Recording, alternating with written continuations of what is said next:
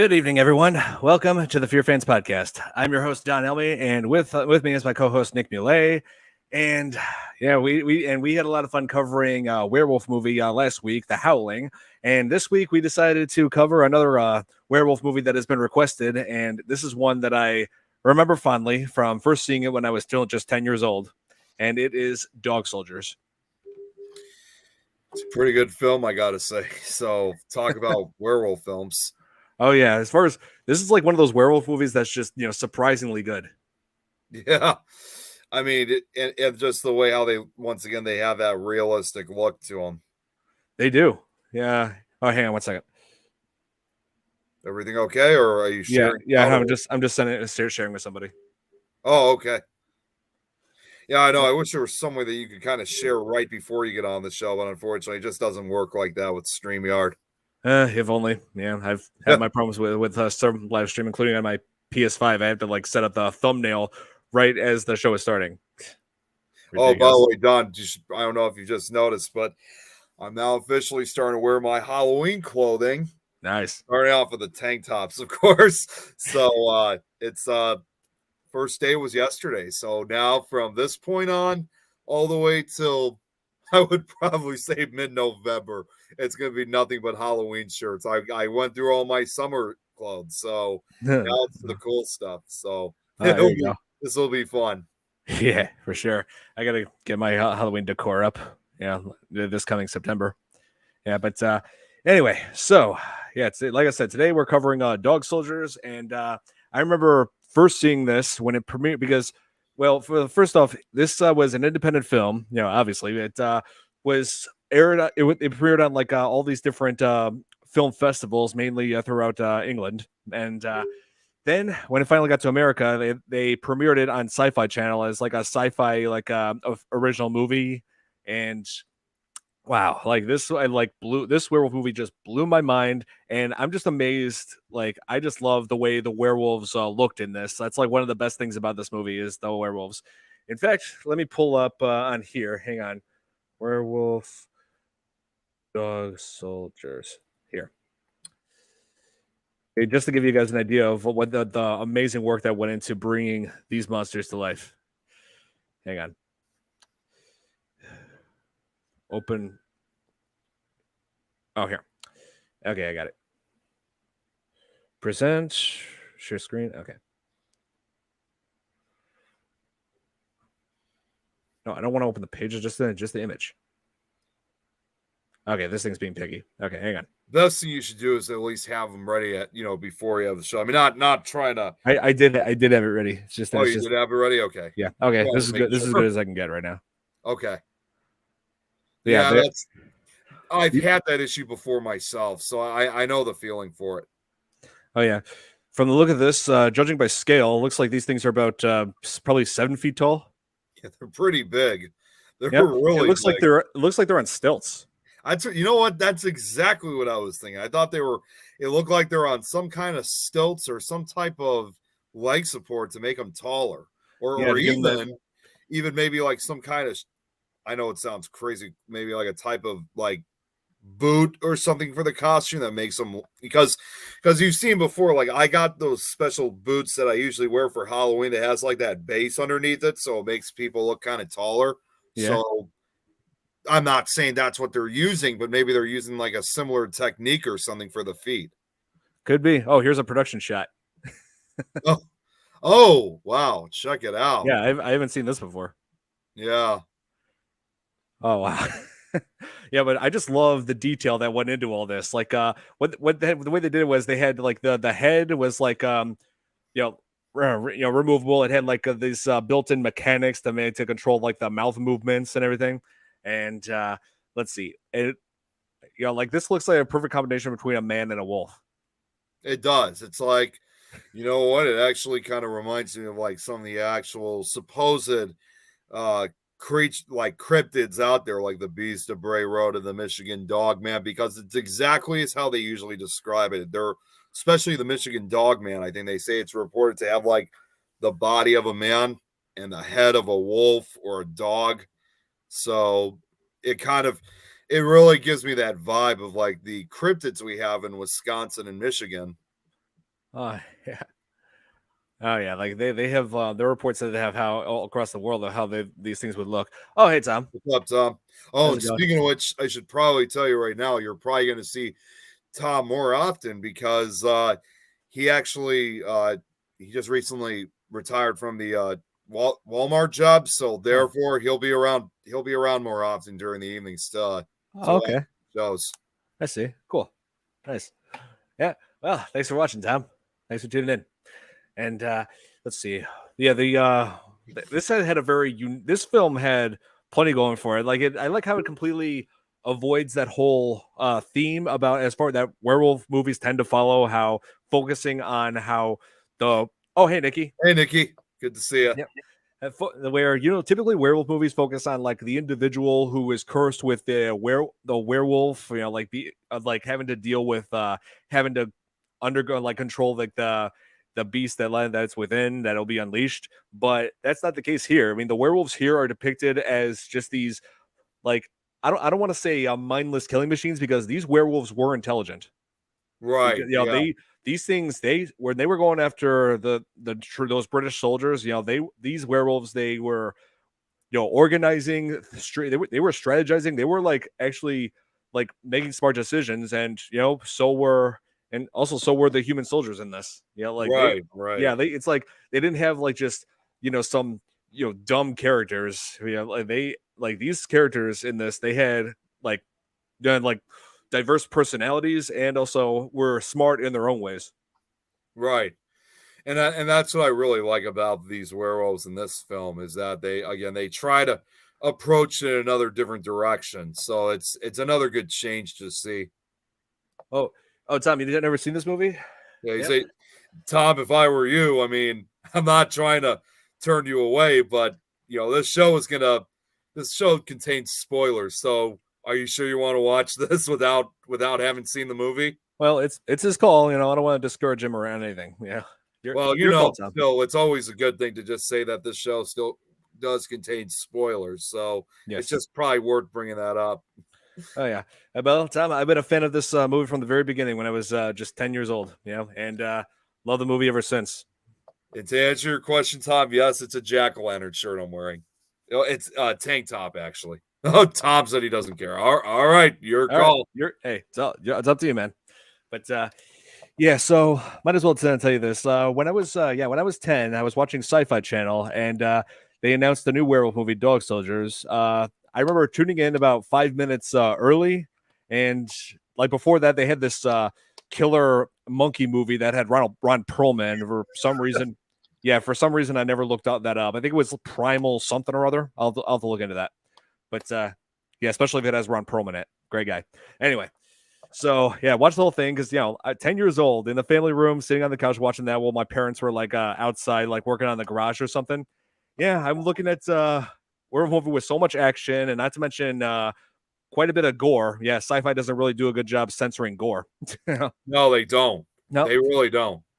yeah, it's like I experienced all that at 10 years old and my parents never even knew about it. just like it was like Evil Dead all over again, which I watched that same year. Yep. Movie we're talking about this time, Nikki, is Dog Soldiers. Yep, it's my second favorite werewolf movie. Second favorite, and guess what number one is, guys? Is it American Werewolf in London? Yep. I figured. Hey, Jeremy. Oh, hey, Jeremy's on? Yep. Thank you so much for tuning in, Jeremy. Yeah, we're covering a cult classic tonight. Yeah, this had some of the.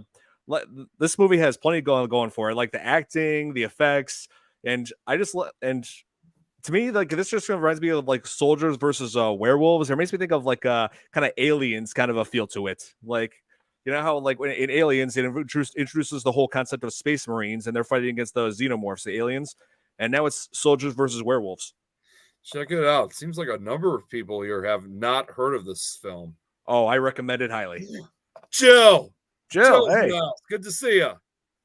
Oh, she said she watched it. Okay, now we got someone who's seen it. Nice, good one for werewolves. Oh yeah, it's great for people who love a good werewolf movie. We were talking about like the effects, like we were showing like pictures of what they look like, and yeah, ever since I was younger, I noticed how they look like they were on stilts. Like we were just mentioning. Emily, what's hey, up? Emily. Hey, this is a surprise. I haven't seen her in a while. Yeah, Good it's to been a see while. ya. Welcome, Emily. Yeah, great to see you. And one thing that I always enjoyed about this was just the cast that brought these characters to life. Like the main character here is Private Cooper, played by Kevin McKidd. Let's see, Sergeant Wells, played by Sean Pertwee, and the main villain in this is Captain Ryan, played by Liam Cunningham. And all three of those actors, I should mention, have made it big. Like as far as TV, they played major roles in like all sorts of hit TV shows. Like let me see if I can. Let me do this. I'm While gonna you're try doing some. that, I'm going to catch up on some of the comments. So Jeremy just wrote, "Got to brush up my callus speak." The hell is that? You know what that is? I don't know what he's been talking about. And Emily just said, "Oh, geez, her son was injured. No sports tonight." First off, hope he's okay. But either way, I mean, it's still good to see you here either way. So, hey, Tom.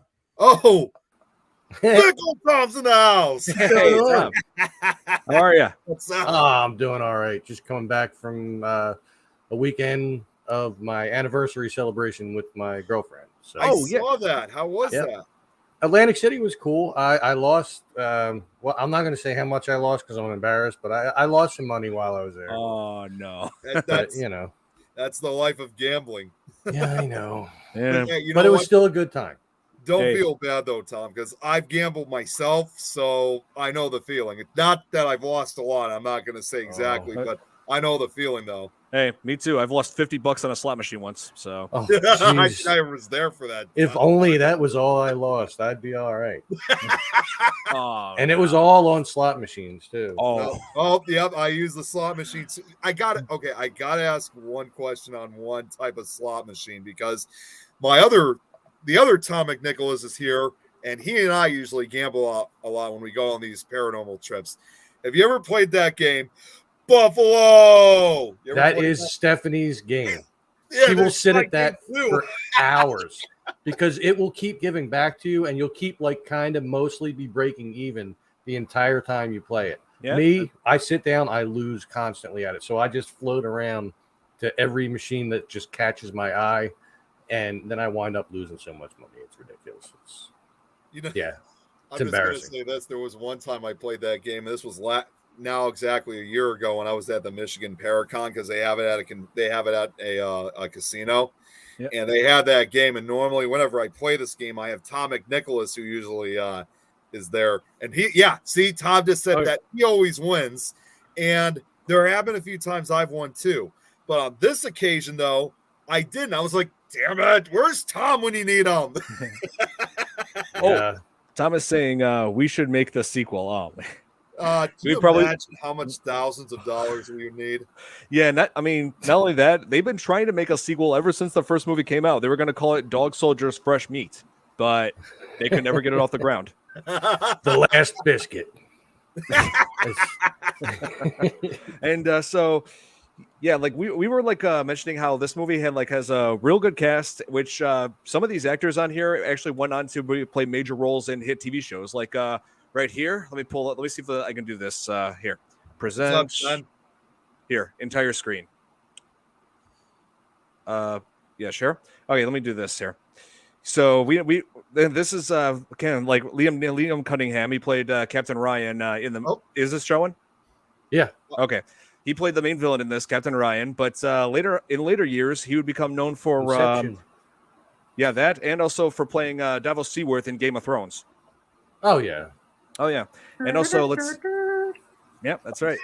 And so Sean Pertwee, who played Sarge in this movie, he would go on to play. To play Alfred in Gotham. Huh. Yep, he was Alfred, Bruce Wayne's butler before he became Batman. And I should mention he actually starred in one other werewolf movie in 2015 called Howl, where he would play the ill-fated train conductor who decided to go out and investigate why the train was stopped but little does he know werewolves are out there. I mean, come on, that's like horror movie. That's like horror movie mistake number one: going outside to investigate. Especially by yourself. Yeah. Oh, hey, Nikki. What's up, Nikki? Hello. Hi. Hello. How are you? I'm doing really good. How are you? Oh, you should do it too. Love it. Let's see. I thought I'd surprise you with that, Don. Yeah. So, Nikki, today we're covering Dog Soldiers, and this is a werewolf movie that I treasure. And one of the reasons is because of the cast. We're talking about the cast right now. And here's one more name I wanted to bring up. So Cooper is played by Kevin McKidd, who later on would go on to play Owen in Grey's Anatomy.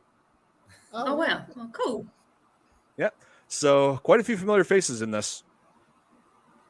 I noticed, now, I will admit, Sarah. I have not seen the movie, okay? But I came in because you invited me. But I did watch a few clips. I mean, was this purposely made to look like an older film? It was meant Like to the quality? it was meant to have that kind of B movie kind of vibe to it.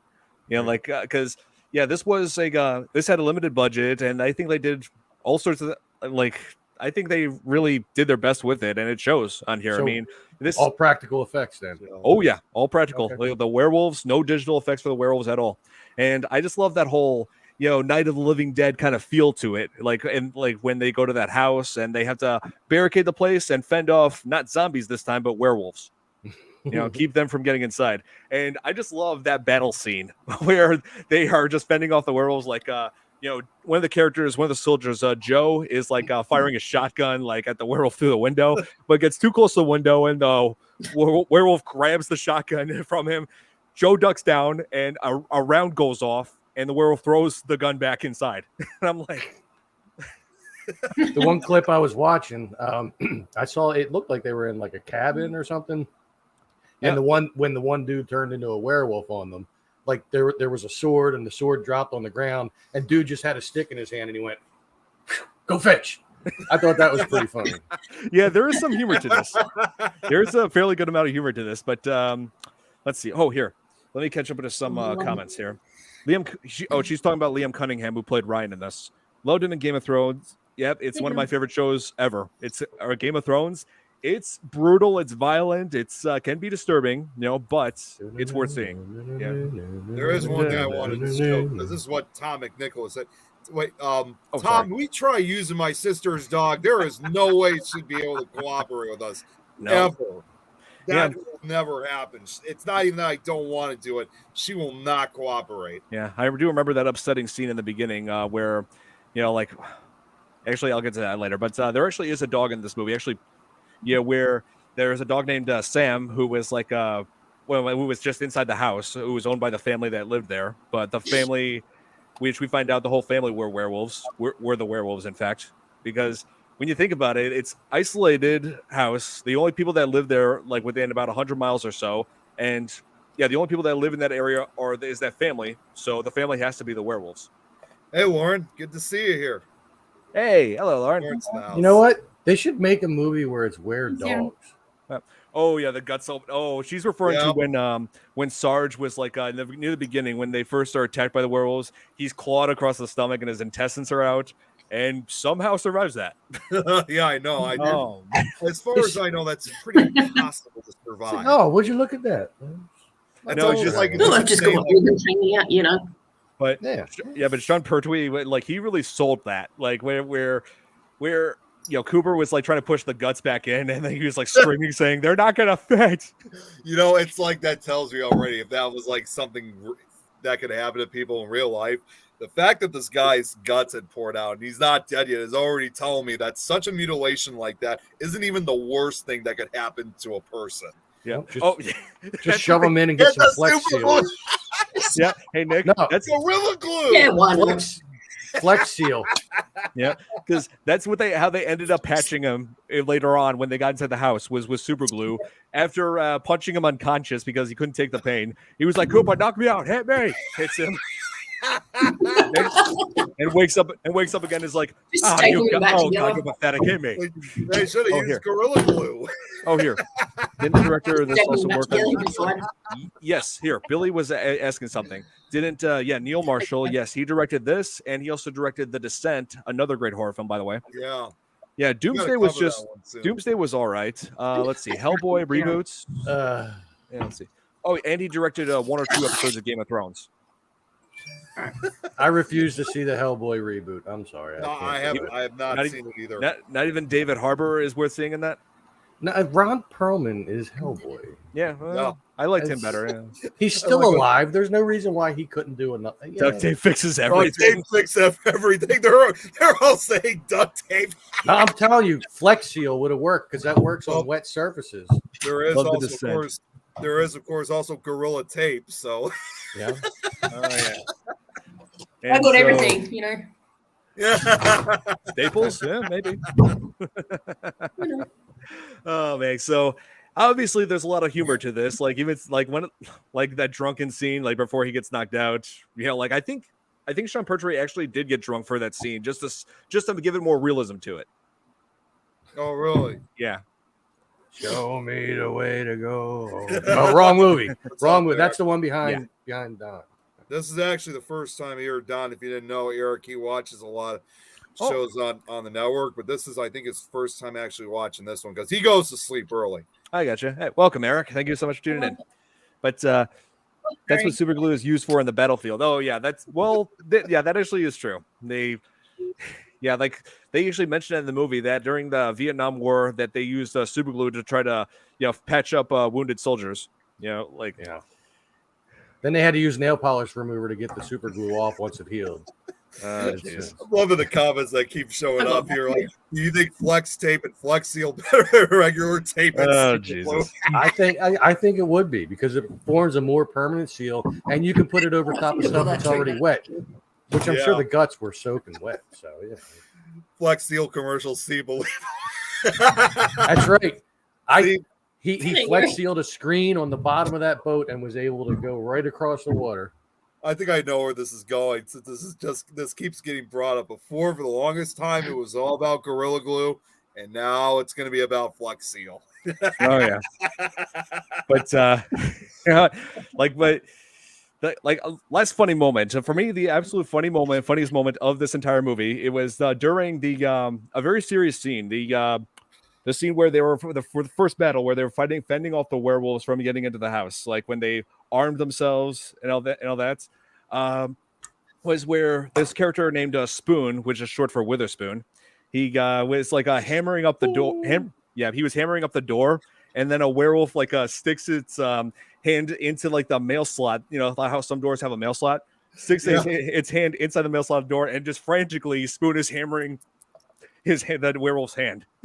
I think I'll be allowed to show that clip. Hang on one second. If it's brief. I mean, if it's not like terribly graphic. No. This is it's not graphic at all. It's comical, believe me. Sorry, when you said Spoon, the first thing I thought of was the Tick. If you guys even remember that cartoon. Oh my God! Wait, that was his battle cry. That sounds so familiar. I really feel like I've heard of that before. Here, I found it. Okay, put it on full screen so that way you can get a better view. Here. There we go. Okay, here we go. Here, this is where Spoon is hammering the door. Hang on.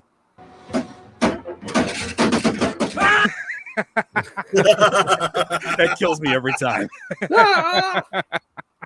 Can you imagine if it was like a real person's hand going through, and they accidentally actually hit the guy's hand? In reply to Sarah's, oh my God, dude, are you okay? I doubt they actually did an actual hand. In reply to Sarah's comment, that's why I'm here. Oh, here. Where's Sarah? Oh, right here, what she just said. Oops. Yep. Here, let me. Incorporating humor with high intensity situations seems to have an intense reaction. That's why I'm here. Bringing the and also, Jill makes a good point. I actually kind of have this feel too. She says this whole movie gave me total thriller vibes. And it does. It kind of does in a way. Since it has that old format look to it. Yeah, that's kind of what they were going for with this. And the thing is, this movie takes place in Scotland. I should mention it's like where all these troops are gathered, like to do a field training, like a training exercise against some special ops. But and then only to find the special ops have been slaughtered, except for Ryan, by werewolves and holding up in a farmhouse. But the thing is, this movie wasn't actually filmed in Scotland. I think I actually have this written down. It was filmed in the UK, though, regardless, though, right? Luxembourg. Luxembourg. Is that? Oh, that's enough. Yeah, That that's just sounds like, hey, look, some bird. no, isn't that like an actual country itself, or is that just I've heard of it before, but Yep. They said that they felt the place was more favorable as far as tax policies and practical access to for the crew and the student facilities, and yeah, they felt like that would be the perfect spot for it. What's yeah, the lack of money? Yeah, Sarah basically is right. I just looked it up. It's another country in Eastern Europe. Oh, it is Eastern Europe. Okay. Matter of fact, I think I actually have at least one or two paranormal connections out in Luxembourg that I actually still keep in contact with. Oh, nice. Yeah, like imagine like having to go out there. Like I'm pretty sure this was filmed like I think during the fall season or winter season. So that means cold weather that these guys had to deal with. Yeah, I'm sure. Man, I mean, you can kind of see their breath at times, so that probably indicated that it was pretty cold when they shot it. Oh yeah, totally. And I think about like from beginning to end, this movie really grips you. Like that opening scene where the couple is like and I said is like camping. I think the boyfriend was gonna go was supposed to like go out like in the military, like he was being sent out. So she gave him like this what looked like a letter opener that was made out of silver. Yeah, and then they get attacked by a werewolf inside while they were inside of a tent. Yeah, oh, shut up, Sarah. What the hell? Nick is building a paranormal network to rival Al Qaeda. What? Wait, what? I didn't know Al Qaeda was paranormal. Wait, what? No comment for that. I'm at a loss here. I'm confused. Yeah, no comments. I don't even know what that means. Can you picture Al Qaeda going out with spirit boxes and EMF readers and? Oh yeah, and here, Tom is saying that the movie is available on Plex. Yes, it's available there. This movie is available on Hulu, and yeah, if you don't have those, I'm pretty sure it's on YouTube. That's where I found that clip, or like, I just looked up the whole movie. It's on there. So. If you're creative enough, you could find full versions of movies, especially older ones, online. Oh yeah, for sure. I just watched Bill and Ted's Face the Music tonight. Yeah, did you? Yes. It was actually not bad. I was surprised. Yeah, it's crazy Keanu Reeves reprising it after so long. I know. He looks like he had some work done when I was watching that movie. I just got to say.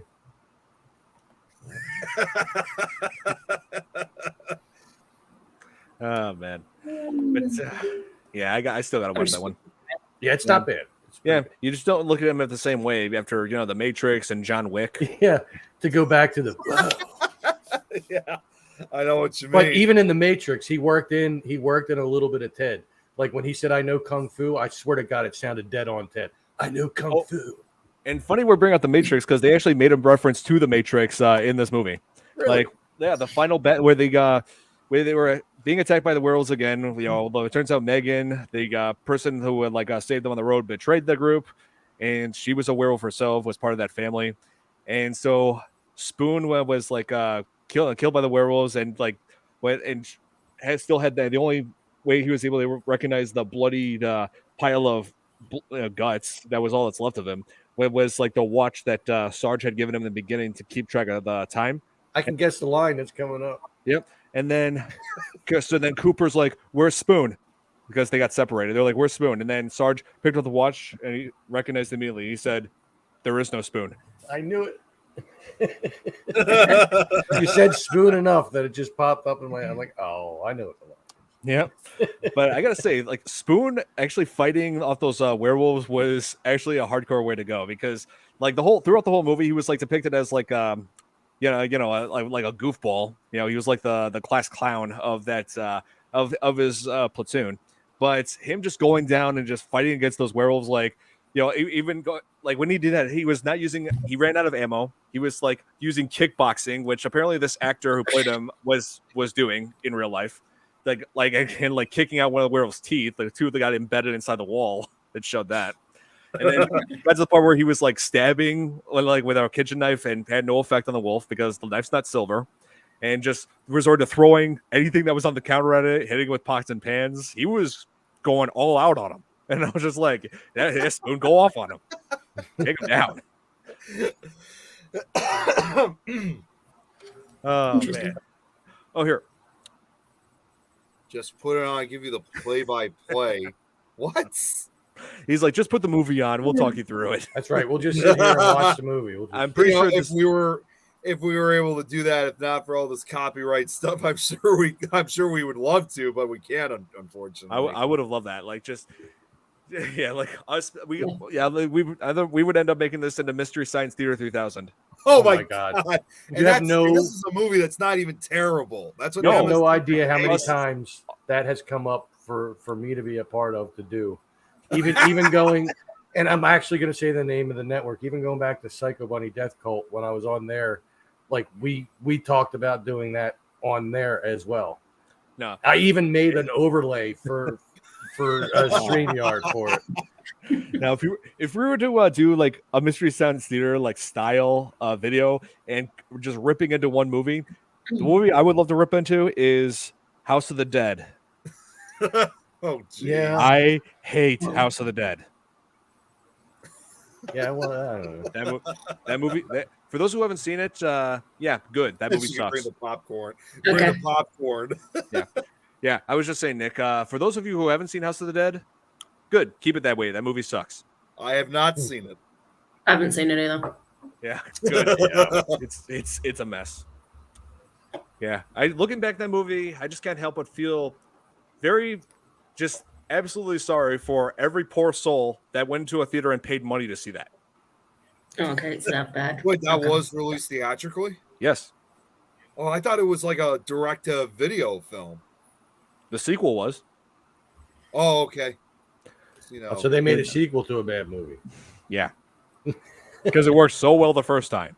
Well, they've made sequels to bad movies. well, quite that- Nightmares because we were talking about it. oh my god, I gotta get to what Lauren just said. I have an idea for a movie, Attack What? of the Duct Tape. Hang on. You know, Don, you know we gotta film something now. I got that my tape. god. I got And scissors. it's got to be cheesier than Attack of the Killer Tomatoes. Oh yeah. Or the It cheesier would the definitely better. be a lower budget, that's for sure. Yeah, cheesier than Killer Clowns from Outer Space. Yeah. Well, hey, look, I like Killer Clowns. And so does Jeremy.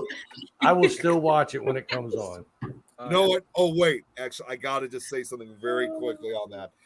When I was in Colorado a few weeks ago with some of the show hosts, we were actually scrolling through the TV, like watching it. We were scrolling through Tubi TV, and they had a couple good horror films. Most of them were like these really low budget ones, but among one of them was Killer Clowns from Outer Space. So I'm like, let's see what else. Let's see what else they have here. We scrolled through the entire list. Good to see it. And we scrolled through the entire list, and we just can't make a decision. I'm like, all right, so it looks like we're gonna have to watch Killer Clowns from Outer Space. Yeah, a lot of those movies. Yeah, I mean, a lot of those movies that are on Tubi, I'm pretty sure most of them aired on Sci-Fi Channel, which Sci-Fi Channel is where I first saw Dog Soldiers when I was 10 years old. You know, and when it premiered, and that's like one of the very few original movies on Sci-Fi that was good, because later in the years after that followed, Sci-Fi Channel gained like this reputation for being a dumping ground for these bad monster movies. Well, see, I'll just say quickly, you know, like for a film like Killer Clowns, I actually saw that on Svengoolie. He just showed that actually a few weeks ago on the show, and I'll just say right now, it was, even though I've seen it several times, that was the first time I actually got to watch with Jeremy, so we had a fun time. Yeah, and I think they actually, maybe I'm mistaken, but I could swear that they did do that on MST 3K. Like they Mystery Science Theater did do Killer Clowns, I believe. I don't think so. I'm not sure. I can swear I I remember. don't know if them they did, but commenting about the cotton candy casing for the humans and stuff. I see. Yeah. Nikki, I just saw your I just saw the link. I'm not that you kidding. sent. So duct tape forever. yeah. Hey Nick, I wanted to mention earlier. Hey Nick, I forgot to bring this up earlier. Like a couple of facts that I researched over the past few years about Dog Soldiers that surprised me as far as the casting goes. Because when they were trying to cast this movie, originally, you know who was going to play Cooper instead of Kevin McKidd? Who? Jason Statham. Really? Yeah, I was surprised. He was originally slated to play Cooper in it, but he dropped out so he can star in Ghosts of Mars. You know, that John Carpenter film. Yeah. And you know, as much as I would have loved seeing Jason Statham just taking on a pack of werewolves, I still think Kevin McKidd he did an amazing job with the role. Oh wow. We've got to kill these werewolves. Well, so the clown goes crowd crazy. Bring it to your Labor Day. Oh, you're throwing a Labor Day party, Nick? Not that I know of. I don't know what he's talking about. I don't know what I'm doing. That day's gonna be hot. It's gonna be like in the almost 100. Yeah, we're supposed to get another heat wave next couple of days. I hope we don't. Like 97 to 100 degrees. Yeah, we just got over a heat wave this past week. Hey, you know what? It's just simply the final waves of summer before the autumn season arrives. Yes, Eric, we were just mentioning that earlier. Sean Pertwee, who plays the Sergeant Wells in this, he was Alfred in the show Gotham. Yeah, when I first watched Gotham, in 2014 when I was in college, and like it was again a lot of hype. But then when it showed the Wayne Manor, and then it showed Alfred, I looked at him, I'm thinking, he seems familiar. But then I looked at Dog Soldiers, I'm like, oh my god, that's him. Hey Nick, look at Tom's comment. Wait, what did he say? Attack of the Killer Duct Tape versus the Pickle Man. Okay with that. Oh yeah. Okay, now we got to make a movie out of that. Oh yeah. And I just thought of another person who was supposed to be casted. There was the original. What's this? It's Duct Tape Forever. Let me solo layout for it. It's the Duct Tape Forever. Steve Smith. Yeah, that figures. I can't believe that's an actual movie. I'm just glad it's only 100 here lately instead of 100. Oh man. Oh, I guess. Yeah. I'm hoping we don't get a heat wave here because this is the last weekend for the pool at the park that I work at. Oh, if we get a heat wave, it's going to be that much more people there and that much more trash to clean up. So that means we won't be able to do an episode of This Is Tom's World. Hey, look, I am 2 weeks out from the last episode, so I'm already late. I gotta do another one. I wanted to do one in Atlantic City while I was there, but it didn't work out. I wanted to do Lucy the Elephant there in Atlantic City. It's this big tourist attraction you go inside of. But I swear to God, right where her butthole should be, there's a window right there. Okay. And I wanted to focus on that at the end of the video, but I couldn't get into the place because the tour group was too big. This is going so wrong. Okay. Moving on. I didn't make the thing, Just duct tape it. That's the duct tape killer. The duct tape killer. Oh my god. Oh, here. It's Wayne's World commercial. Yep. That's the twist of this video. This is secretly a Wayne's World commercial. Yeah. Yeah, I really think that people just pander to the companies, and it's really sad. Yeah. So, Nick, Wayne's World 2. So Nick, wanted to mention more about these about the werewolves. Like we said before, the werewolves in this have an amazing design to them, and also had they did an incredible approach to how their behavior is, because they're how werewolves are typically just depicted as just bloodthirsty monsters that but these ones are not only that, but they're also intelligent. They strategize how to take on the British soldiers, because when they're all trapped inside the house, they one of the things that the werewolves do the first thing they did right before doing the first attack was cut the power, because because as we all obviously we humans need light to see, but wolves do not, because in real life wolves actually have night vision. They don't need hunters. Yeah. Oh yeah, they're serious hunters at night. But when you say they're intelligent, that's when almost. You remember I told you guys before that investigation I had that I was concerned about coyotes or wolves. You remember that when I investigated that wooded area, Don? You remember I told you about that? Yep. Yeah, it was like pitch black, and you have to remember. I mean, it may have been a haunted location, but this was still a forest. There's coyotes or wolves out there, and going in nighttime. I didn't have a flashlight or anything. And I just kept telling myself, I sure as hell do not want to get attacked by a coyote while I'm out here, let alone one I can't even see coming. So that was I was unintentionally putting myself at risk. So I definitely know the dangers when it comes to such nocturnal hunters like that. Oh yeah, like think about wolves. You encounter those things in the wild. Like the worst thing you could do is just turn and run because that's what they're counting on. They want to chase you down. They want to take you down. When I was in that wooded area, running was not even an option for me because it was pitch black. I had nowhere to go. Even if I did try running, I know I would probably may seem comedic for others, but when you're actually in the situation, it's kind of scary. I probably would have another tree. Rammed into a tree or something like that. Yeah, just like the first soldier that got killed off in this movie. Like like that guy the soldier named Corporal Bruce Campbell. Yes, that was intentional. Really? Yeah, that was intentional. Did he have a big chin too? Yeah. Did he say like groovy? Yeah, he decided to run. He was like separated from the group when they were first encountering the werewolves during right, it was when it was about to turn nighttime before they got to the house. So Bruce was cornered by a werewolf when his gun wasn't working. Like he just pulls the trigger, just goes click, despite having a full clip. Explain to me how that happens, but how the hell that happened is anybody's guess. But then Bruce decided to run, like in a panic, and then boom, gets impaled by a tree branch. Yeah. That's why I didn't want to run when I had my issue if there were any coyotes around, because I didn't want to fall for that same fate. No. Just kick him in the throat. You'll be all right. Yeah, but I couldn't. I was in the dark. I couldn't, even if I wanted to do that, I couldn't see anything. So where are the bears there in this movie where they just avoid the whole area knowing they were not the apex animals in the area? That's actually a pretty good question. Oh, I'm sorry. Go ahead. No, I'm saying that's actually a pretty good question. Yeah. Why are there no werebears? Well, the werewolves were the apex predators in this movie. They were killing off all kinds of wildlife. They were basically anything they'll basically attack anything. If it moves, they'll kill it.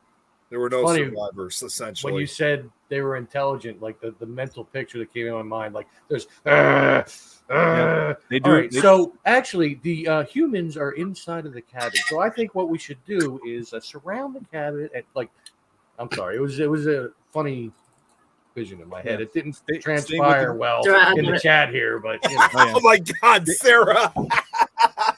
Oh my God, that's what I was thinking. When I do it, okay. God, I think oh my God. Could you imagine? Thank you, Jill. At least somebody laughed at it. Yeah. I got blank faces on the panel here. Yeah. Well, I was trying to follow through with what you were saying. So it's because not I just picture them being all gnarly and then all of a sudden putting on glasses and just so really the humans are inside the cabin and I think we should surround them and then you should go through the window and we should just planning out a whole thing, being intelligent. They were the soldiers inside were keeping track of the werewolves outside, saying the wolves are staying within the tree line, and the only reason why they're keeping their distance because they don't know how much ammo we have left. Because not only the werewolves but the soldiers were also strategizing and being showing intelligence as well, not making dumb decisions we typically expect in horror films, because they were conserving their ammo, and not only that, also putting on pots and pans full of hot water to use that as a weapon, boiling water, which they did end up using during that first battle scene. Yeah. They work well against werewolves. Yeah, Cooper was in the middle of the fight. Cooper grabbed one of them and it said, "Spoon, get down," and then just tossed it right in the werewolf's face at the window. I got to show this quick comment from Warren because this was from a few minutes ago. Check this out. Oh my God. Oh, Jesus. Yeah. I had to bring that one up. Yeah. And you just hear the duct tape. And speaking of Spoon, I forgot to mention this one thing about the character Spoon. You know who was originally going to play him? Who was that? Simon Pegg. Simon Pegg? Yep. He was. Oh, man. He came this close to playing him. This close, but then Edgar Wright, the director, one of his friend, and also one of his frequent collaborators, said, "No, wait, hang on, Simon. Wait, hold off on starring in your first horror film. I want your first horror movie to be this movie I'm working on called Shaun of the Dead. We'll make you the lead. Wait to have Shaun of the Dead be your first horror film. No, not Dog Soldiers. They would have had to bring Nick Frost in too. I gotta say, I can't imagine anybody else having been in Shaun of the Dead. To be quite honest. True. Oh, more serious comment here. This is actually something Lawrence told me, saying she's selling some of her paintings to help pay off a $2,000 medical bill that she has for a surgical procedure that she's having. She's told me a lot about it. So then you guys are interested in wanting to purchase any of her paintings, Lauren, you'll probably have to send a link or something so that they could find it. So just wanted to bring that up for her. Huh. I got you, Lauren. But I wish you the best of luck on paying up. Wait, the only problem is the weakness is daylight, which seemed to be so vampirish. Yeah, well, it was a full moon, so it kept the original. It kept that. Yeah, but it also kept the werewolves having intense strength, and it's like I said, they demonstrated intelligence. Like they were intelligent enough to use a shotgun, like it fired off one Joe's shotgun that one part, but. Thing is, they don't intend on using their guns. The only weapons that the werewolves needed are their claws and their teeth, and that's it. That's all they needed. Usually the way it goes. Yeah, that's all they needed. Exactly. Wait, how did they operate shotguns with those long nails? Here, good. Your guess is as good as mine. Because I saw that clip, and the werewolves in there do have long, shiny nails, or at least that one did in the cabin. Yeah, they did. They obviously polished them really nice. Yeah. They go to this, they get their manicures and their pedicures. I want black sable this time. So, because the pink didn't really work last time. So we did this just in time. Nice. Right, man. What is it, Nick? It was nothing. It was something Nikki sent me. Okay. It's an inside joke. We'll show it after. I don't know if I can even show. Yeah, for What's sure. that? We'll show it after the show. Yeah, I don't know if I can show it on the show. Maybe afterwards. Oh, but Joe's like, "Where's Salon?" That's right.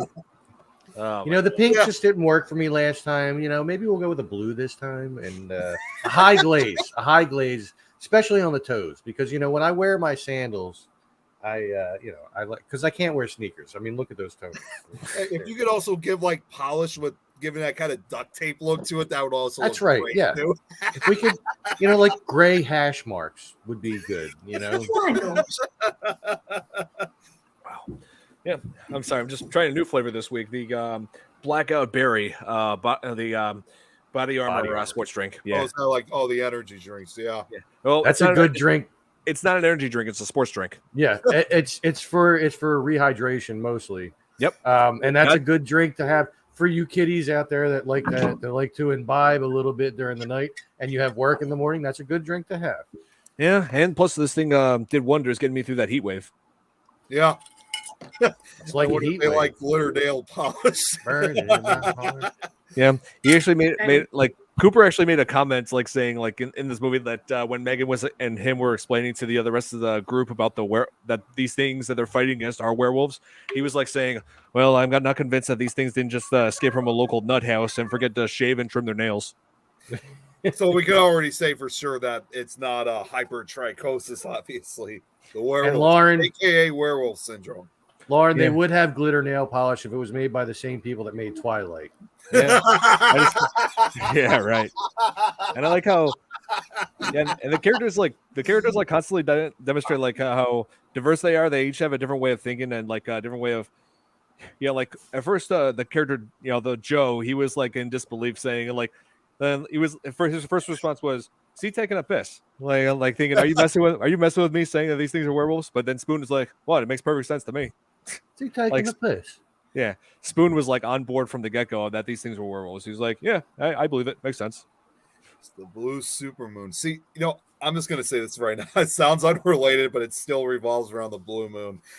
All I could think right now is two things involving that. There's the beer of Blue Moon, and also there's that classic doo-wop song from the early '60s called Blue Moon. You left me standing alone. Yeah, they had that in American Werewolf in London. Yeah. Oh, that's right, they did. I forgot about that. Either way, that's still any song that had the word moon in it, American Werewolf in London would have it. Yep, including song either way. There's a bad moon on the rise. That was in that too. Yep. Actually, it's probably worth. In fact, that was the song that was on when he was transforming the first time, wasn't it? Yeah, you saw me standing low. Yeah, that was. It was like a Yeah. different version of that song. They have like 3 different versions of that one song in that movie. Joe, Tom singing. Oh, here. One thing I wanted when I've just remembered. We were just talking about the character Joe. Like one of the running. I don't know if it's a running gag, but it's something he brings up constantly. That he would like. He's a big football fan. Football, which over there is what's soccer here. We call it soccer here in America. Football. Yeah, I know cultural differences. I know. Yeah. But so Joe's constantly bringing up, I missed the biggest match of my life for this training exercise. England versus Germany, and it showed like the end results of the game at the end of the movie. Like England won, by like 5-1, and so what's crazy and crazy enough, I actually looked into that of like England versus Germany games during that time, and there actually was a game that it did end 5-1. So Oh, is that right? Yeah, I'm guessing that was based on an actual game. Oh, Nikki, is there like a guinea pig or something on your shoulder? No, it's a Oh, tribble. wait. It's a tribble with ears. I was gonna say, is that a real? Oh, I thought it was like a real one. I thought it was real too. No, it's fine. Well, it was at one point, and then it died, and she had it stuffed. Yeah. Wow. Yeah, That got dark. Well, I mean, he's just saying, as he always would say. Hey, I'm just saying. Oh my God, Lauren! I think Tom needs to sing the whole song "Blue Moon." I don't know all the words. Now when I watch, now when I watch the transformation scene in American Werewolf in London, that iconic transformation scene, and they're performing Blue Moon, now I'm going to think of Tom singing it. Well, actually, no. I was thinking more of every time I hear that song "Blue Moon" from I think it was like from 1961 originally. So now every time I hear that, I can't help but think about, oh God, I can imagine Tom singing this now. I'd have to be really drunk, which means it would be really bad. But to me, in my mind at the time, I'm singing it perfect. Yeah. Actually, I think it's probably worth bringing it up. I think actually several of the I can't remember. I think it was the Marcells. That's what I think the doo-wop was called. Group was called. I think a few of them are still alive today, but I did find out sadly a few years ago the lead singer of that group had passed. So yeah, maybe Tom could take the place. Next word is Lauren, you can teach him the song, Lauren. Yeah. So here another funny scene I just remembered from Dog Soldiers is they're looking. So they know they're low on ammo. They got to conserve it. So they're searching the house looking for those different weapons, melee weapons that they can use against the werewolves. And so Spoon, he ends up fighting this big sword, which would Ryan, when he transforms into a werewolf, gets impaled by later on. Yeah, so he has that sword. Let's see, Joe. What was that?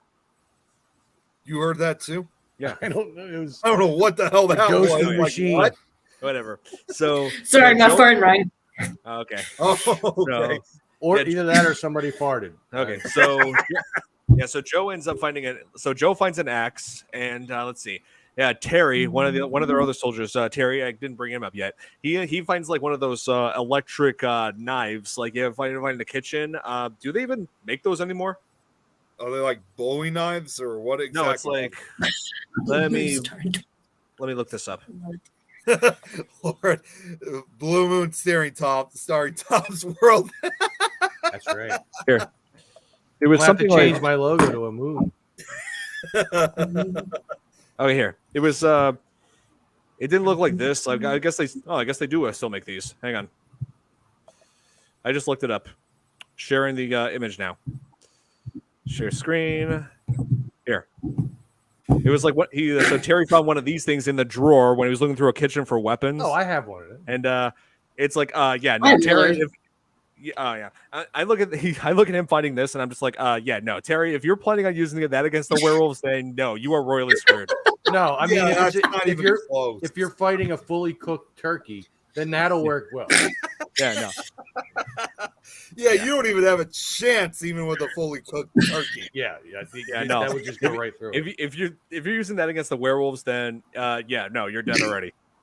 At least with a sword or an axe, you have a chance of at least hacking off limbs, which Spoon ended up doing with a sword when Joe was being grabbed through the window, like the boarded window, like. And one swing of that sword and it took his hand off, like the werewolf's hand off, and Joe was like, "Cheers, mate."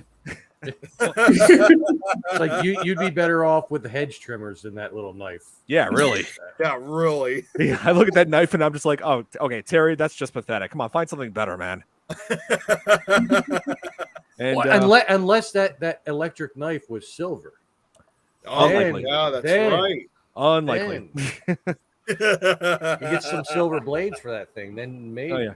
Or Here, a silver do they bullet. turn when bitten? I think bitten or clawed, either one, because when Ryan's platoon, when his special ops platoon was killed during that night before, like Ryan survived being attacked, being clawed, and then he ended up turning, and they had like stick him with that sword, so he had that sword stuck through his chest through the rest of the movie. So that's how you know which werewolf was Ryan. Yep. And let's see. Oh yeah. And the Sarge, he ended up getting clawed, like who had his intestines torn out and just miraculously healed, because he's cursed. Flex so, tape. Well, and also because of the duct tape. Yeah. But and he ended up transforming and ended through his final act right before transforming into a werewolf. Because let me correct that. He didn't fully transform; he just partially. The eyes turned yellow. Right then, he hit the stove knob, which set off that spark, causing the gas to ignite and explode the house with the werewolves inside. Well, Cooper was in the basement with the dog Sam, and that's. So to answer your question, in short, yes, you do turn when you're clawed or bitten by those things. Yeah. So. I mean, I guess that's usually been the way of more modern werewolf movies, like the bitten or clawed part. The clawed part didn't come in until the more modern movies, I think. Yeah, because back in the day, you could get clawed by a werewolf and you were fine. No, yeah, same thing with zombies. Like if you were scratched or bitten by one, then same thing. Yeah. Oh well, yeah. The toxins in their blood and all that. Oh yeah. Because it is a virus, as we've learned from The Walking Dead. Check it out. Yeah, that's true. So Lauren said that knife you were talking about, her parents used to use that on things. See, and that's why I made the turkey reference. That's what I use to carve the turkey every year for my family at my mom's house. Oh yeah. Doesn't steak and beheading still work on them, or it must be silver? Well, they didn't really try that in the movie. They didn't get because these wolves, they're agile, they're strong. Like these things are like 7 feet tall too. They're taller than a man. Yeah. Yeah, and it makes me think of Kevin Peter Hall. He was a huge guy, playing Predator. He was like that. How the werewolves were like that height, or at least when the actors had stilts on. Because seriously, we and Nick were just mentioning earlier, we were looking at pictures of the werewolves in this, and they look like they had stilts. Yeah. Yeah. Well, because the physical structure of the canine back legs, you would. I mean, I didn't see this movie again, but did they have like the backwards bending knee kind of thing?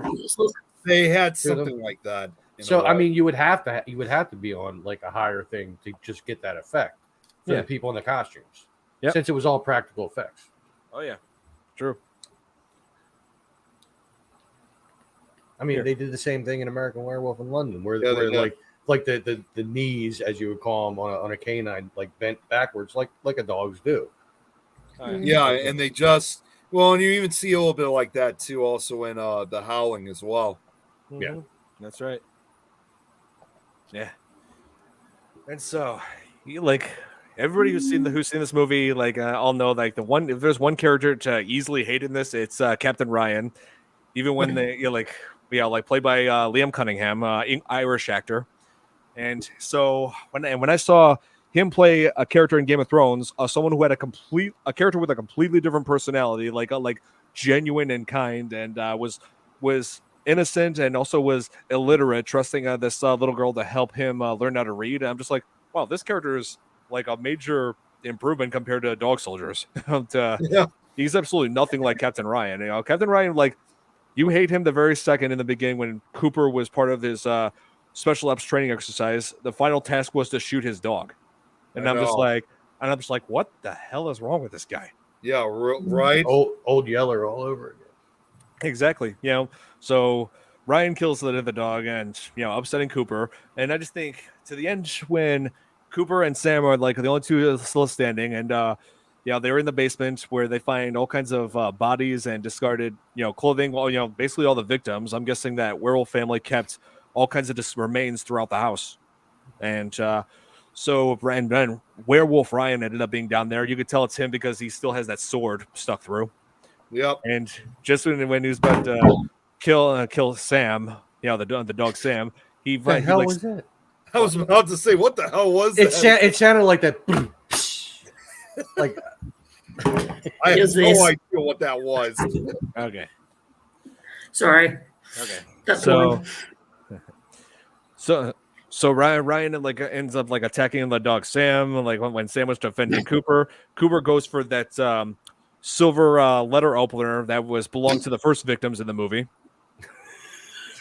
They just happened to have that there, and then jabs him with the letter opener and then shoots him in the head. What's wrong? What's going on?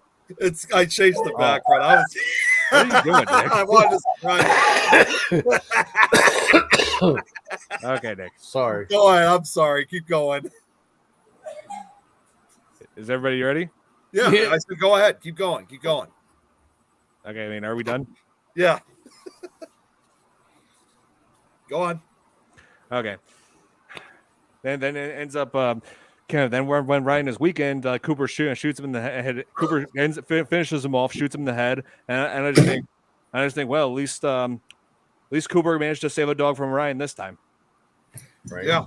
Yeah, I thought that was satisfying in the end. What the hell? Nick, mine's bigger. Okay, enough tape. There's a Twitch viewer here, Don. I'm not sure if you faced 500 penguins in a school. Could you survive? What the hell is that? I don't know. Maybe. I have no idea what you guys go to Twitch? I didn't even know that. Yeah, we got a Twitch account too, but we don't really get a lot of Twitch. I mean, we get a few, but so far we haven't had like a lot of viewers. So it's kind of rare to sometimes see a Twitch viewer.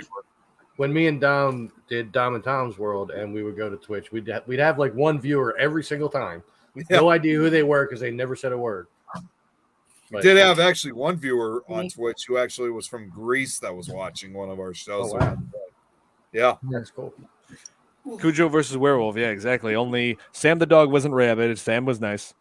And you could tell right from the get-go that Cooper actually loves dogs. Like when he was searching the house when they arrived, making sure it was all clear. They came across Sam and was like, and told Sam, "Hey, sit," and then Sam sat and then extended his paw like to shake. So Cooper immediately hit it off with that dog. So then it's like they were just only in that house temporarily to patch up Sarge after he had his intestines spilled out. But then the werewolves, demonstrating their genius again, they had followed them back to that house after escaping from the woods in that car, that Megan's car. And then, they go outside to make sure the coast is clear. They can get in the car and get out of there, only to find the engine had been torn to hell. Like the whole hood was torn open. Yeah. Yeah, and then that's when we're because Cooper and Spoon were checking outside, looking around, they find that the car's trashed. And the werewolves are within the tree line. You can only see glimpses of them. Look at them, and Cooper's like, "Don't stare back." And then Spoon's like, "Can't help it." And then they run and gun, explode, get back into the house. And I just love the cinematography in this, as far as how they're just slowly revealing the way, just showing glimpses of their shadowy figures in the woods at first, and then slowly showing their faces as the movie progresses. It's I guess it gets representing how the unknown forces in the dark are being brought into light. Yeah, and it's also common way of movies of the such being when there is a specific type of monster or something like that. You don't always see all of it right away. You know what I mean? They give you little glimpses of it, and then towards the end, oh man, what's the name of that one movie? Jeepers Creepers. Yeah. Like that. You didn't get to see him fully until towards the end. Yeah, that's right. It's at first it makes you think that the creeper is a man, but the thing is it just dresses like a man, but it's not a man. No, it's a monster. It's just grabbing parts of this one and that one. Yep. Oh, here I remember. I know exactly what you're talking about here, Jill. The dragon scale disease. Yeah, that's what the little girl had in Game of Thrones. Yeah, like there was like this disease. It's a completely made up disease where there were apparently these stone people in Game of Thrones. People actually made out of rocks, and They're called golems. golems. Yeah, if they touch you, you contract the disease where you develop rock-like skin. I got stoned, man. I knew you were going to make that joke. Knew it. No, man, I did, man. I swear. I mean, he is kind of right. I mean, how else can you describe it? Yeah. I just want to see what Tom. I'm laughing so hard right now. The soldier was bitten. It looked like they wrapped his. They did. They used super glue, didn't they? They used super glue at it. Yeah, like later on. Yeah, they did. Like, Didn't they do that in another movie where somebody's belly got opened up and they just wrapped them in duct tape or something? I thought there was a movie that did something like that. I'm actually having a flash of that right School 3, I think it was.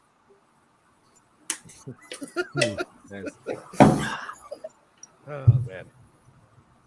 Yeah, but it didn't work. It opened up. Lord's comment right here. Being attacked by duct tape. Okay.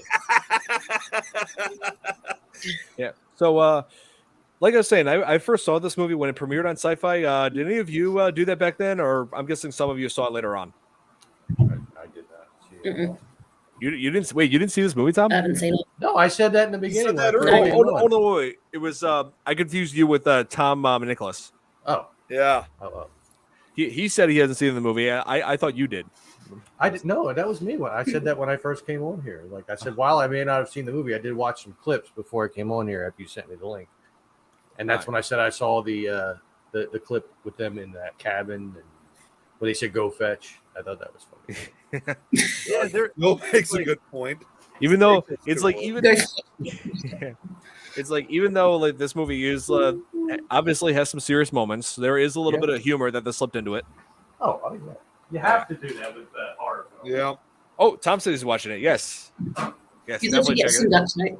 Staples could work if not no glue or tape. Man. Well, I've got this. Yeah, you got I've got this. Yeah, you got plenty to seal up any wounds from werewolf attacks. And this is the high grade one that's like I was aluminum. Gonna say, it looks shiny. Yeah, this is the aluminum, real thick stuff. Yeah. So, The only other time that I've ever seen somebody like seal up a wound with duct tape was in Hollow Man when Josh Brolin was attacked by Kevin Bacon. When Kevin Bacon was invisible. Yeah. Maybe that's what I'm thinking of. Yeah, he ended up getting his character ended up getting a serious injury that she ended up patching up with duct tape. Yeah, I think that might be what I'm thinking of. Good call. Good call. Don, where is yours? Where's your duct tape? Yeah, it's on my tool cabinet where it belongs until I actually need it. Well, the only reason I have this in here is because I used it to seal the outside of the air conditioner in here back in the beginning of the summer. So, and to answer that question too, I mean, I know I don't have a physical one. I know there's one around here somewhere, but that's why I changed the background so I could use it as a substitute. I've just always have it. See, like this is the kind that doesn't even have a sticky back. Then You it have to feels peel it off. Oh, I see, Jill. I got you. Oh, cool. Don has the stapler. Okay. Oh man, yeah, like It's the name of a new horror movie. Yeah, it's like when I first told people like about how when I first saw this, and I'm like, hey, this was the same time at the same time when I was 10. I was when I was same age as when I first saw The Evil Dead. You know, that had some bloody crazy content too. Oh, You really? were 10 when this came out? Yeah, I was 10 when this movie came out. It came out in 2002. Yeah. He was a baby. Jesus. Yeah. My son was already born. Well, hey, here's the thing. Yeah, I mean, you're younger than Don, so I'm actually the true baby here. I'm the old guy. Yeah, what are you talking When about? did Nick? that happen? I'm a year younger than you. Yeah, you are, but you said that I was that Tom was younger. I'm like, wait, what are you talking about? No, not Tom. I'm talking about you. I said you, not him. That's right. I'm the youngest one here. Yeah. And if you believe this, I have a bridge I'd like to sell you here in Philadelphia. But yeah, 10 years old. I was a little guy watching people having their intestines torn out by werewolves. So, Well, I did that as a kid too. yeah. So, yep. I was watching that gruesome content, and my parents didn't even know about it. Oh man, Yeah, how they far were we just- fallen with Yeah, movies. they were just what, Nick? How far we fallen with these films, even at a young age. You know, I'm sure in 2002, my parents were probably good with me watching movies like that. I mean, I was born in 1975, so Oh, okay, yeah. The same year as this one. Is this? Yeah. I know. Yeah. And I like how it says right here, maybe too intense for younger children. Yet, it's like true. This movie sparked the fear of water into millions, but it also sparked the love for cinema within 5-year-old Don Elme. So 5 years old, I saw Jaws. So yeah, and kept going from there. I was watching more and more gruesome stuff since then. That's my new thing. I'm gonna say, man, I'm Jaws old. 77. Oh 70. wow, So Lawrence. Jill was born the same year as Stephanie. 1969. Wow. 92. Her granddaughter was born in 2007. Geez, that was when I was just entering high school. Yeah, same. Just entering high school. I graduated high school in '93. Wait, no. That's the year I was born. So you graduated the same year I came to this world. Yeah, no, wait. I take that back. I was becoming a sophomore in 2007. Yeah. I was gonna say, since you're a year older, you should have been a sophomore then. And I'm glad you guys pronounced Everybody's it. revealing all their years that they were born. 1958. I already knew that. I'm glad you guys pronounce it sophomore and not like Alex Trebek, sophomore. 1995. I've always referred to it as sophomore. I didn't even know that didn't even exist. Even though younger, yes. Thank you, Jill. I mean, I even wondered, sophomore, is that even a real thing? Here, let me read Jill's comment here. Anyway, I love their knowledge of all these films, even though younger. That's awesome. Yeah, from a very young age, I was hit with the movie bug. Yeah, so. And the fact that you love horror movies means you got to know 80s films, because I mean that was filled with horror films. Oh yeah, I mean when I was little, I was watching Gremlins. I was watching. Oh man, not a horror film. Well, it can be. It's a horror film for children. Yeah, I still count it. A horror film with Howie Mandel doing the voice of the main character. Howie Mandel. Yeah, Howie Mandel is Gizmo. What's that? What do we? Oh, Thriller Killer. I've seen that film. That is a brutal slasher film from late 70s, 1970. That was 1979. That was one of the video nasties. Yeah. Oh, here. I also remembered one other thing from we were talking about Kevin McKidd earlier, like what he's done aside from Dog Soldiers. I just remembered not only did he do TV shows, he also did voices for video games. Like most notable is when he voiced Soap McTavish in Call of Duty Modern Warfare 2 and 3. Yeah, yeah, wow. He was like the the character that you play as in Call of Duty 4 Modern Warfare, but then he ended up getting dialogue in the next two games. And when he spoke, immediately I knew that was Kevin McKidd's voice. Immediately I knew it was him. Nick disappeared into the duct tape. Yep, he's vanished into the duct tape. Seriously, why did he even put duct tape in the background? Like, what is that? Because of all the duct tape references, I guess. Yeah, he just wants to be a clown. Not a killer clown from outer space. Well, maybe he does. You know, I could still hear what you guys are saying. He's back. Yeah, I could still. No, that's his front. That's his front. It's not his back. Yeah, we saw his back when he was walking away when he disappeared into the duct tape. I'm just forever entangled in the duct tape now. Thanks, everybody, bringing it up. Let's see. Oh, let's see. What there was another scene that I just remembered about where the werewolves demonstrated their intelligence. Like, it's like this time the humans thought they were outsmarting them. The soldiers, they were sending Spoon out to create like a diversion to lure the wolves away from this barn shed where there was a car, like a Land Rover, that they could use to escape, to try to have Joe hotwire it. So they thought, Spoon was like, Spoon ran back up inside the house safe while Joe was out in the shed getting the Land Rover, only to find there was a werewolf up in there, like ripping off Terry's head and throwing it onto the windshield. And so Joe drives the Land Rover out of there, to the front of the house, thinking all is clear, only to find that there was a werewolf in the back seat. That whole time. Yeah, it's like they knew the werewolves knew they were going to try to go for the Land Rover. They knew. Be back momentarily. The voice behind the tape.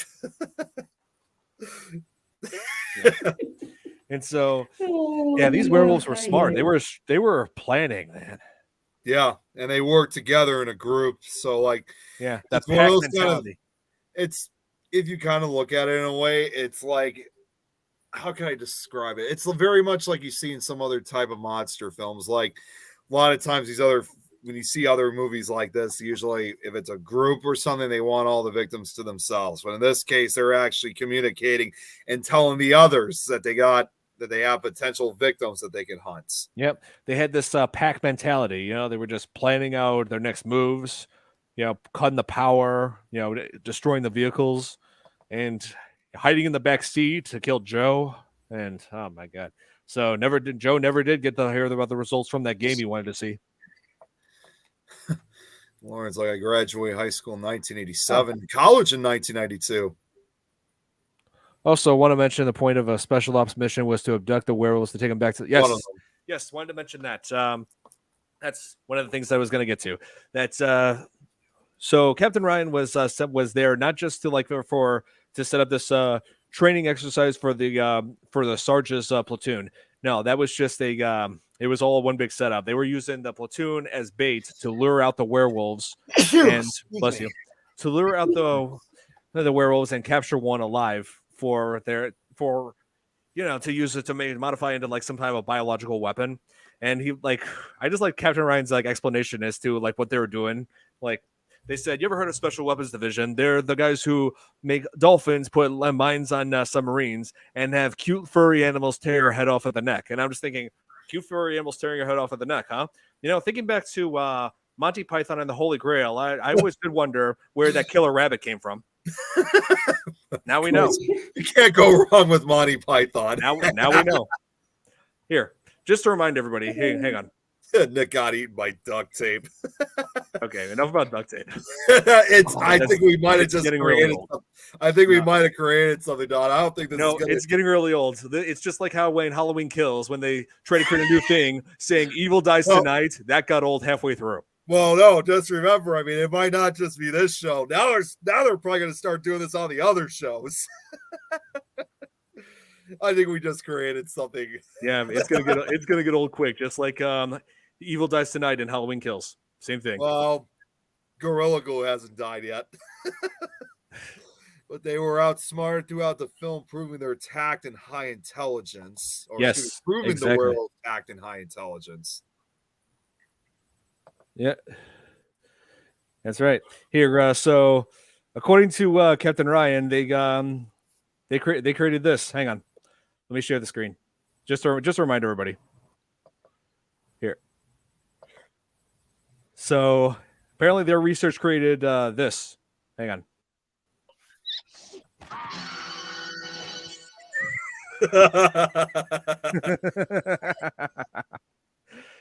Cute furry animals that tear your head off the neck. Now we know the origin. Now we know what. Attack on Hired. Yeah. Oh God. I mean, hey, Dog Soldiers is a British movie, and so was Monty Python and the Holy Grail. So yeah, they must have. I'm guessing that it exists in the same universe. They created the killer rabbit in Holy Grail. Secret of the secret DNA is a little bit of duct tape.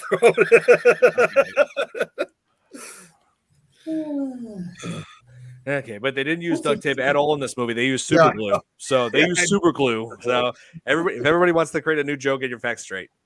Well, might have to throw in Flex Seal with that too, since Jill was the one who brought that up. Tom, your mic's off. Your mic's off, Tom. Kahima. My fault. I said actually it was crazy glue, not super glue. I mean, there's a difference, Maybe I'm too old and you're too young to remember Crazy Glue. I don't know. No, I remember Crazy Glue. Crazy Glue. I have Crazy Glue. Yeah, I remember Crazy Glue. I have some up there. Yeah, that was the commercial where Crazy Glue. It's strong enough to hold this man suspended in midair, and his like helmet is glued to the beam. Yep. And this movie teaches us that it's good to use for reapplying intestines. That's right. You can do or duct tape. I'd still apply Gorilla Glue. Or why not do all three? Duct tape, crazy, or all four. Duct tape, Crazy Glue, Super Glue, and Flex Seal. Then you know they're staying together. That should. Yep. There you go. In case you're ever out. I learned what the sergeant's name. Like, so I think if I'm guessing correctly, the sergeant in this movie, Sergeant Wells, Sean Pertwee's character. Well, I think his name is Henry Wells, so it's a reference to H.G. Wells. Oh. Yep. And everybody knows who H.G. Wells is, right? He's the man behind The Invisible Man, War of the Worlds, and The Time Machine. Yep. Oh, geez, Tom's going through this quick. He's at that part now already. Oh, man. And then Lauren said maybe they use silly putty. No, they only use silly putty. They only use that if they wanted to put it on there and then take it off and have a backwards version of his intestines. Like, I don't know. Did any of you use silly putty as a kid? Like on comics and stuff? Yeah, I used silly putty. Like you could put silly putty on a newspaper, like comics or something, and then peel it off, and it would be on, like the imprint would be on there. No, all right, I'm old. Okay, isn't that the same material like they use for for turtle wax? I don't know. Maybe. I mean, turtle wax is a lot more liquidy than silly putty. Silly putty is a bit more thick, like consistent. Yeah. Oh yeah. Oh man, like one of the things that's most terrifying about this movie is like just the futility of survival that the soldiers are facing against these werewolves. It's just like they have like little to no chance of surviving because they're constantly running low on ammo, and they just Wait, what just happened? I got a message. She brought out silly putty. Oh, no, that's not silly putty. Yeah, that's like a slime, like the Nickelodeon slime over. Yeah. Oh, so yeah, I just love how there was just like dire, like little to no chance of survival in this movie. Like it's like if you were in this situation, it's like, especially in the end, like when the remaining guys, Cooper, Sarge, and Spoon, when they all three of them got separated. Yeah, Spoon is like boxing the werewolves in the kitchen, while Cooper, like Sarge, is inside of a bathroom, like trying, like using a flamethrower, using a flammable spray in his lighter to try to keep the werewolves from getting in the room, like through a hole in the wall. And Cooper's like digging through. Yeah, and Cooper's trying to dig in. Yeah, so you got all this going on, like it's like complete chaos in the end. Yeah. Killer mosquitoes. I'm like funny when the dog was biting his intestines. Oh yeah, I don't think it was intestines. I think that was like one of the bandages they were using to patch him. But yeah, some people do think it's intestines. Lauren's got a question for you, Tom. What beer are you drinking this time? No. Oh, is that? Oh, is that Molson Ice. Yes, Molson Ice. Oh, it's from Canada. Nice. That's my usual go-to drink in this house. That's what we drink here. Sweet. Wow. Second is Moosehead, also Canadian. Yeah. Oh, here, 5-minute warning, guys. Yeah, so we got 5 minutes left.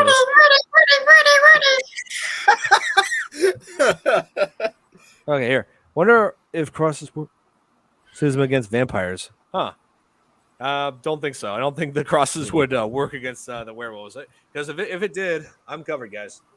unless they were made of silver and you pressed them up against them. Oh, well, yeah. Like the silver has to like be in their system too. Like because remember, Cooper had to stab like Werewolf Ryan with the letter, that silver letter opener. It has to wound them in order to weaken them.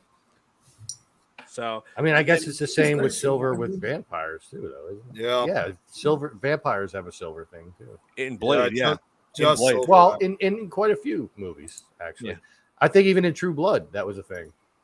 I haven't watched. Strangely enough, I haven't watched True Blood. I got to see it now that I have HBO. It's a great series. It really is, because I referred to it before, like where they have Panthers on there. My favorite. Oh my God. Guinness. Favorites Guinness. Nice. I can't. I'm a bad Irishman. I can't do Guinness. I'm sorry. It's just nasty. No one ever asked the question, why just silver? Yeah. Yeah, silver. It was silver or fire. Like Megan in the movie was saying, and those are the two ways that can kill them. They said, as far as silver, nobody's ever gotten close to. I'm trying to imitate that, like the voice. I'm no good with accents. Werewolf's favorite beer is Blue Moon. Of course it would be. Yeah. Yeah, I don't have a British accent, so. Well, there's multiple British accents too, depending on what part you're from. Northern, southern, and the accents can be diverse. What do they call that? A Cockney accent, like the more. I don't think there were Cockney accents in this. No, not in this, not in that movie. I mean, just in general with the British accents. Oh God, yeah! Don't mention Howling 2. That movie was that movie was a joke. That was a joke. Oh, yeah. I don't want to see it again. I wonder if there was a werewolf in X-Men. Would adamantium affect the werewolf? Well, there was no werewolf in X-Men. Yes, no, I said if. Well, actually, no. I take that back. In the movie, in what was it? The New Mutants. One of them was Wolfsbane, played by Arya Stark from Game of Thrones.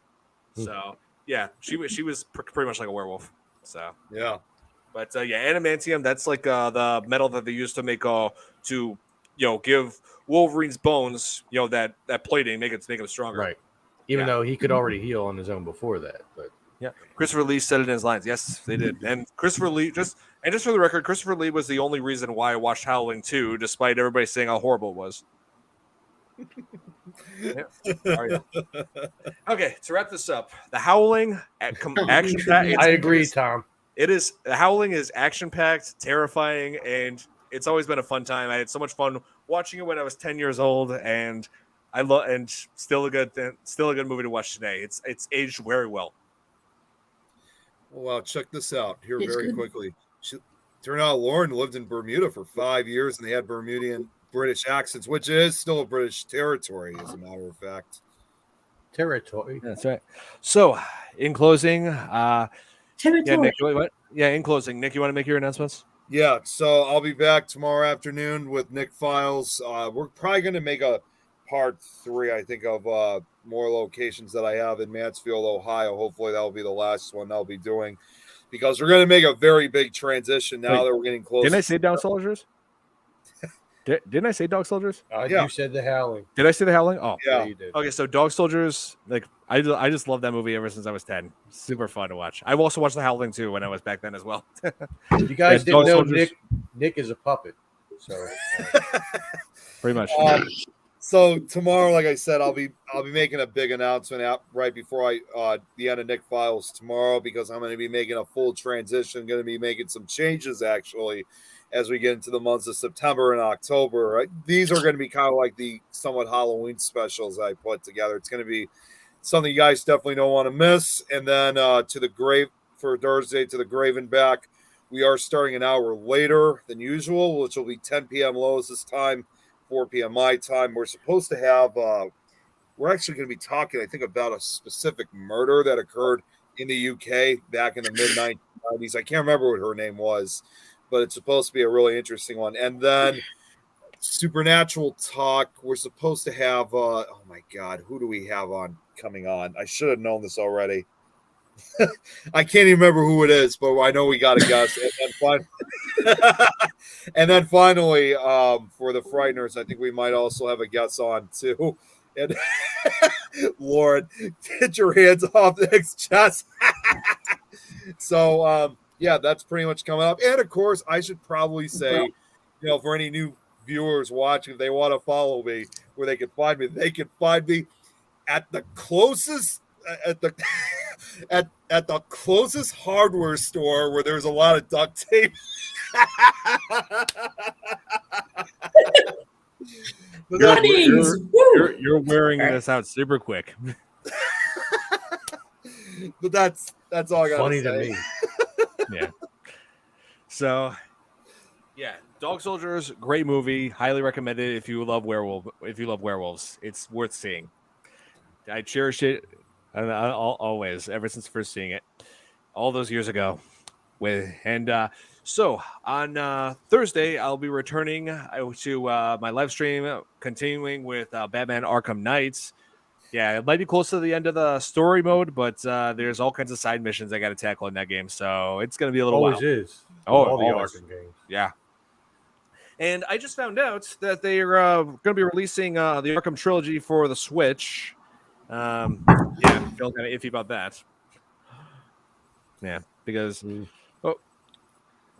that just going to be sorry. That was my okay. Isn't that just going to be regurgitated though? Really?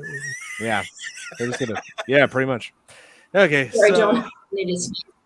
okay, so hope you guys enjoyed this episode of. Hope you guys enjoyed this episode of FearFans podcast, and we'll be back next week. I'm thinking of The Conjuring next. Okay, that's a good Yeah. choice. Yeah. I would have said originally that new duct tape horror movie would have been good. A good Okay. one. All right, enough. But Conjuring's a good choice, though. Yes, The Conjuring. We'll be sure to return to that because, I know, Nick, I know you have plenty to say about that movie as well. Well, and also consider I've met some of the real family members. Yeah. If you can't fix it, duck it. Okay. All right. So good. So that's it for tonight. See you guys on here, Fear Fans podcast next week with The Conjuring. Good night, everybody. Good night. Bye. Oh, wait. Here. Wait. Oh, How much doing for the Bill, it'd be awesome to have you back. Seriously. yes. Yes, we would love to have you back on board. Yeah, let us know. Yeah, we'll talk. For sure. I got her phone number. She could. I could reach out to her It's on that. 8675309. Yeah, Oh wait, that's Jenny. I'm sorry, No, that's that's Jenny. Jenny. That's Jenny. That's- Not yeah, Jill. Sorry. Okay. Wrong. Yeah, I don't thing. have her number. Yeah, I don't have her number. All right.